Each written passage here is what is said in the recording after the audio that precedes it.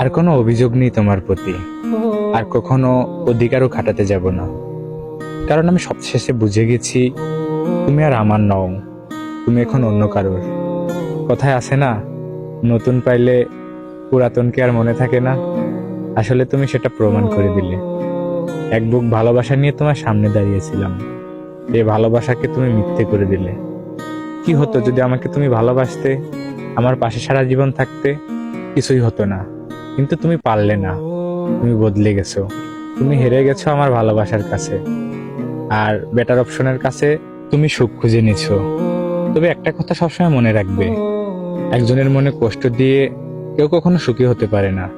তুমি আমাকে যে কষ্টটা দিছো, তুমি কি ভাবছো অন্য জায়গায় তুমি সুখ খুঁজে পাবে?